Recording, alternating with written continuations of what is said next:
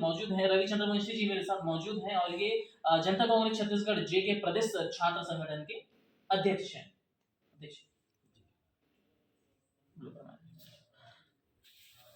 छात्रों को लेकर के आज हम चर्चा करने जा रहे हैं और जानने की कोशिश करेंगे कि बस्तर दौरे पे इस वक्त आप आए हुए थे और आपने बस्तर संभाग के इलाके के दौरे किए हैं। तो मैं जानना चाहूँगा कि क्या स्थिति है छात्रों की और उनसे जुड़ी जो अधिकार हैं उनको लेकर के हम चर्चा करने जा रहे हैं। तो रवि जी जरा बताएंगे आपके द्वारा बस्तर प्रवास पे इस वक्त क्या चीज़ें देखी गई यहाँ पर, क्या चीज़ों में सुधार होना चाहिए था और क्या कुछ गंभीर विषयों से आप अवगत हुए हैं?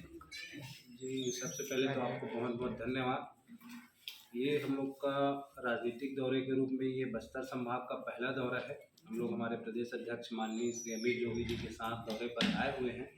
दौरे पर हमने जगदलपुर भी देखा, बीजापुर भी देखा, सुकमा देखा और जिस क्षेत्र में रायपुर के बड़े बड़े नेता जो जाने से डरते हैं, जिनको एसी में पसीने छूटने लगते हैं, वैसा क्षेत्र चिंतलनार, चिंतल गुफा जाकर भी हमने वहाँ के जो आदिवासी भाई बहन हैं उनसे मिला और देखा कि वहाँ की क्या समस्याएं हैं।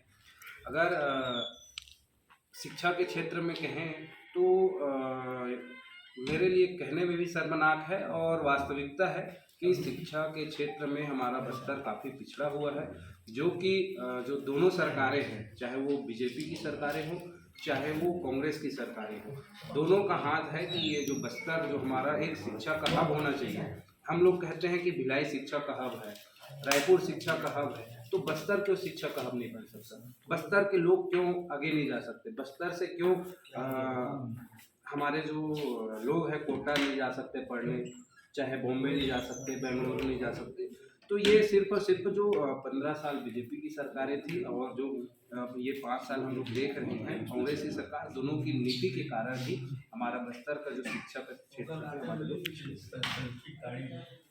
सर मैं एक बात आप पूछना चाहूँगा कि प्रदेश की जो इस वक्त मौजूदा कांग्रेस सरकार है और जो बीते 15 साल से यहाँ पर भाजपा की सरकार रही, कहीं ना कहीं ये उन मुद्दों को लेकर के ज़्यादा उलझते हैं जो राष्ट्रीय स्तर की हो, उन मुद्दों पे ज़्यादा काम नहीं करते हैं जो जिला स्तर की हो। जैसे कि गैस सिलेंडर के दाम बढ़ गए तो एक पार्टी अभी गैस सिलेंडर दाम बढ़ने पर जो है सिलेंडर लेकर रोड पे आती है, पक्ष विपक्ष यही करते रहते हैं, लेकिन जो बुनियादी सुविधाएं शिक्षा स्वास्थ्य इन सब पे काम आखिरकार क्यों नहीं कर रही है? आपके माध्यम से मैं उन दोनों सरकारों को और जनता को भी कहना चाहता हूं कि जो कांग्रेस और भाजपा दोनों एक ही सिक्के के दो पहलू हैं। दोनों सिर्फ जनता को ठगने का काम करते हैं। बस इनमें एक ही होड़ है कि सबसे ज़्यादा और सबसे पहले जनता को कौन ठगता है। ये लोग बहानेबाजी करते हैं कि केंद्र की सरकार ऐसा हमें नहीं करने दे रही है, फिर केंद्र की सरकार कहती है कि छत्तीसगढ़ की सरकार हमें ये नहीं करने दे रही है। कहने का मतलब ये है कि जब धान लेने की बारी आती है तो भूपेश बघेल जी कहते हैं कि यदि केंद्र सरकार हमें परमिशन दे दे तो हम किसानों का दाना दाना खरीद लेंगे।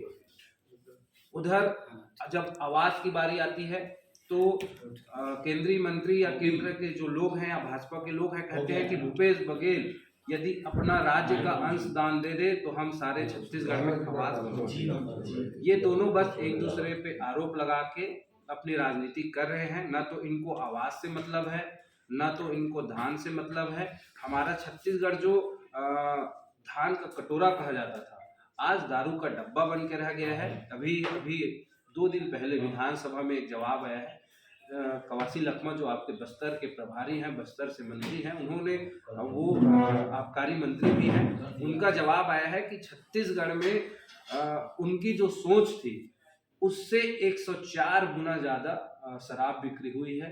तो ये सिर्फ कहने की बात है, आप शराब बेचने में मग्न हैं और छत्तीसगढ़ की जनता परेशानी में है। एक कहावत मुझे 2 दिन पहले सुनने को मिली और ये कहा था अमित जोगी जी, राम राज में दूध मिला, कृष्ण राज में घी, कांग्रेस राज में भूपेश राज में दारू मिले, गोबर बेच के पी। तो ये गोबर का और दारू का ये इसका संबंध जरा स्पष्ट कर देंगे?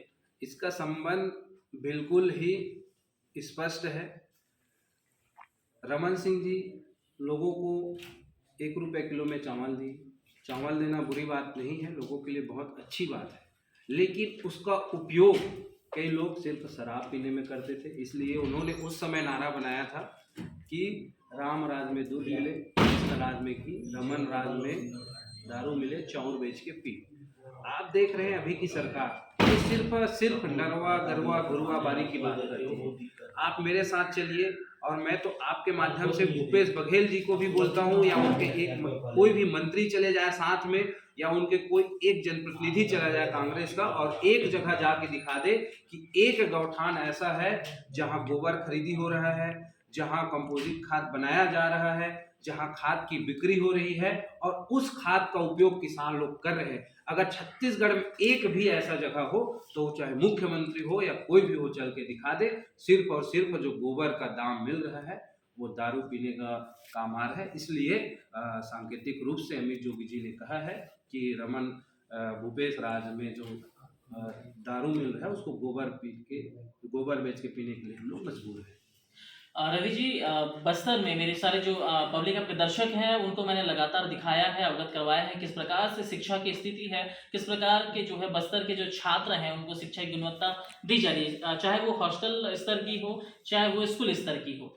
अभी एक बड़ी समस्या उभर के आ रही है, चाहे वो प्राथमिक हो या फिर मिडिल हो या फिर हाई स्कूल की हम बात करें, सिर्फ जो है जिला संभाग मुख्यालय को छोड़ करके बाकी सब जगह स्थिति इस प्रकार है। एकल शिक्षक, कहीं के तो शिक्षक ही नहीं है, टेम्पररी तरीके से शिक्षकों को भेजा जाता है और वहाँ पर पढ़ाई करवाई जा रही है।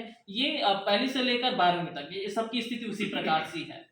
ये इस पर आप क्या कहना चाहेंगे? क्या ये बीजेपी के समय से ये चलता आ रहा है या फिर अभी जिम्मेदार है प्रदेश की कांग्रेस सरकार? जो भी सरकारें रहती हैं उन सभी का दायित्व और कर्तव्य है कि हमारा जो प्रदेश है उसको उच्च शिक्षा की स्थिति में बेहतर बनाए। परंतु अभी जो कांग्रेस की सरकार है उन्होंने आत्मानंद स्कूल खोलते हुए अपने आप को शिक्षा के क्षेत्र में बहुत अच्छा काम करते हुए दिखाने का भरसक प्रयास किया। करोड़ों को विज्ञापन भी छपवाए कि हमने आत्मानंद इंग्लिश मीडियम सभी क्षेत्र में लाए हैं। परंतु मैं भूपेश बघेल जी से कहना चाहता हूं कि आप इंग्लिश मीडियम सरकारी स्कूल खोल के उसमें सारी सुविधाएं दे सकते हैं, पढ़ाई अच्छी करा सकते हैं। एक ब्लॉक में एक स्कूल देने से कुछ नहीं होने वाला। आप चाहते हैं तो हर गांव में सरकारी स्कूल है, हर गांव के सरकारी स्कूल को क्यों आत्मानंद जैसा स्कूल नहीं बना सकते? आखिर आपको दिक्कत क्या है? जब आज आप 80,000 करोड़ के कर्जे पर चल रहे हैं तो 10-5,000 करोड़ का कर्जा और ले लीजिए, क्या दिक्कत है? हमारी जो प्रदेश की छोटे छोटे भाई बहन हैं वो उच्च शिक्षा तो ग्रहण करेंगे। आप क्यों नहीं हर गांव के स्कूल को आत्मानंद स्कूल बना देते? अगर ऐसा आप करते हैं तो आपके निर्णय का हम स्वागत करेंगे। जब आपको कर्जा लेना हो तो हम विधानसभा में आपका समर्थन भी करेंगे। रवि जी, एक बहुत बड़ा सवाल है जो मैं आपसे करने जा रहा हूँ। ये उन गवर्नमेंट कर्मचारियों को चुभ सकता है शायद। जब प्राइवेट स्कूलों की बात होती है तो कहीं ना कहीं फीस को लेकर के बवाल करता है, बावजूद इसकी गुणवत्ता शिक्षा की अच्छी मिलती है। और हम देखने जाएं तो वो जो प्राइवेट स्कूलों के शिक्षक उनकी तनख्वाह कहीं ना कहीं 15-20 मैक्सिमम 25,000 की होती होगी और उसमें मिलती है गुणवत्ता। लेकिन हमारे जो सरकारी स्कूल के शिक्षक हैं उनकी तनख्वाह एक की 70-75-80 हज़ार। किसी की तनख्वाह पर सवाल नहीं उठाया, लेकिन हम गुणवत्ता की अगर बात करने जाएं 70 से 75 हज़ार तनख्वाह लेने वाली वो शिक्षक आखिरकार गुणवत्ता क्यों नहीं दे पा रहे हैं हमारे जो है खास करके बस्तर के छात्रों को? छत्तीसगढ़ी में कहावत है कि जैसा मालिक होता है वैसा नौकर होता है। अब जब छत्तीसगढ़ के मालिक मतलब भूपेश सरकार ही भ्रष्ट है तो मैं उनके जो कर्मचारी उनको भ्रष्ट तो नहीं कहता, लेकिन जैसे उनके मालिक काम कर रहे हैं वैसे उनके नौकर भी काम कर रहे हैं, एकदम स्पष्ट है। तो आप सरकार को सरकार मानते हैं कि सरकार उचित गाइडलाइन नहीं बना पा रही है या फिर अच्छे से उनकी ट्रैकिंग नहीं हो पा रही, इसी वजह से गुणवत्ता जो है लगातार गिरती जा रही है। इस प्रकार के स्वास्थ्य का भी हाल है। तो हमारे साथ ये थे रवि चंद्रवंशी जी, छात्र संगठन के प्रदेश अध्यक्ष, और इनसे चर्चा करके हमने कई नए पहलुओं से रूबरू हुआ है। नमस्कार, मैं दिलीप कुमार, आप देख रहे हैं।